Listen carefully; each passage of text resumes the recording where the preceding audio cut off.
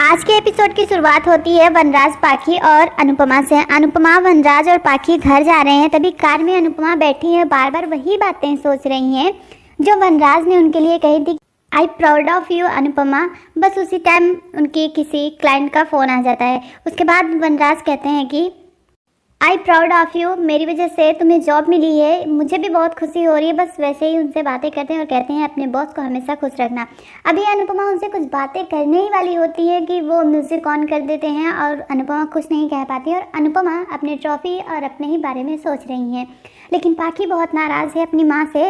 उसके बाद जब वो घर पहुँचती हैं तब सबसे पहले समर ही सामने आता है। एक्चुअली जब वो ट्रॉफी लेकर जा रही होती हैं तो थोड़ा सा उन्हें धक्का लगता है और ट्रॉफी गिरने वाली होती है, लेकिन वो बचा लेती हैं, उसको साफ़ करने लगती हैं। तभी कहता है समर की मम्मी कुछ नहीं हुआ, बस नज़र उतर गई। फिर वो एक दूसरे से बातें करते हैं और समर कहता है मम्मी दादू नाराज़ होकर के अपने ससुराल चले गए हैं। तब वो अपने बारे में सोचने लगती हैं कि मेरी वजह से दादू इसके और इसकी दादी से झगड़ा हो गया और वो अपने ससुराल चले गए। जब भी झगड़ा होता है वो ससुराल ही चले जाते हैं।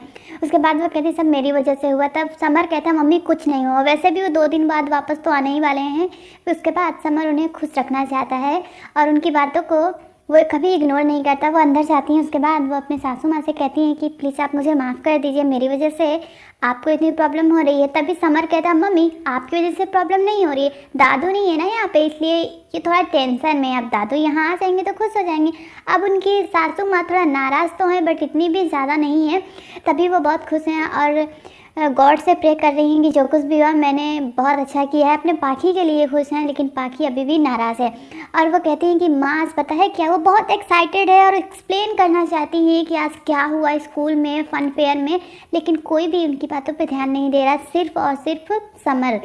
उसके बाद जब वो वनराज अंदर आते हैं तब वो कहती हैं कि आप ही बता दीजिए ना आज आपने मेरे लिए क्या कहा है। तब वो कहते हैं हाँ मैंने क्या कहा है कि आई प्राउड ऑफ यू, जो तुमने इतना कुछ किया है मैं खुश हूँ, लेकिन ये सब कुछ झूठ था। तब वो कहती हैं कि झूठ था मतलब आपने उस टाइम तो बहुत अच्छे से कहा, आप खुश भी थे। तब वो कहते हैं कि क्या करता, मैं सबके सामने ड्रामा करता, मेरे मना करने के बाद भी मेरी पत्नी वहाँ पर गई।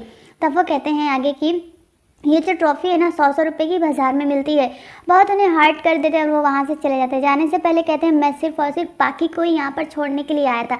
और यहाँ पर तो वनराज बहुत नाराज़ हैं, बहुत गुस्से में हैं। लेकिन जब वो पहुँचते हैं काव्या के पास तो काव्या यहाँ से बाथरूम से निकल रही है नहाकर, और उसके बाद वो उसने नाइट सूट पहना हुआ है और जब वो देखती है तो डर जाती है और कहती है कि मैंने कितनी बार कहा है ना वनराज, मतलब कि ऐसे ही मत आया करो, मुझे तुम डरा देते हो ना। तब वो कहता है कि प्लीज़ मुझे माफ़ कर दो। वो एक पिलो लेके आता है जो स्माइल फेस उसमें होता है। तब वो कहती है ये टीनेजर्स वाली हरकतें करना छोड़ दो, मैं बहुत टेंशन में हूँ, जब भी मैं उस औरत के साथ मुझे जेलस फील होता है, बहुत कुछ वो कहती है। तब वो कहती है कि मुझे 1000 मतलब कि 10,000 से ज़्यादा टेंशन है, मेरे पति से अभी तक डिवोर्स नहीं हुआ है और तुम्हारे साथ मैं रिश्ते में रहकर खुश नहीं हूँ। तब वो कहता है बस मैं तुम्हें कल शॉपिंग पे लेके जा रहा हूँ। तब वो कहती है कि जो कहूँगी वो ला कर दोगे ना। तब वो कहते हैं कि हाँ बिल्कुल तुम मांगो तो सही। तब वो कहती है मुझे इस रिश्ते को ख़त्म करना है, मुझे इस रिलेशनशिप में आगे नहीं जाना है। एक्चुअली मेरी सबसे बड़ी गलती थी कि मैंने तुम्हारे साथ ये रिश्ता बना कर रखा, अब मुझे ब्रेकअप चाहिए। इतना सुनकर वनराज को बहुत गुस्सा आता है, लेकिन किस पे आता है तो अनुपमा। वनराज फ़ोन कट कर देते हैं और उसको हग करने लगते हैं। एक रोमांटिक सीन यहाँ पर क्रिएट करते हैं काव्या के साथ। काव्या को मनाने की पूरी कोशिश कर रहे हैं वनराज।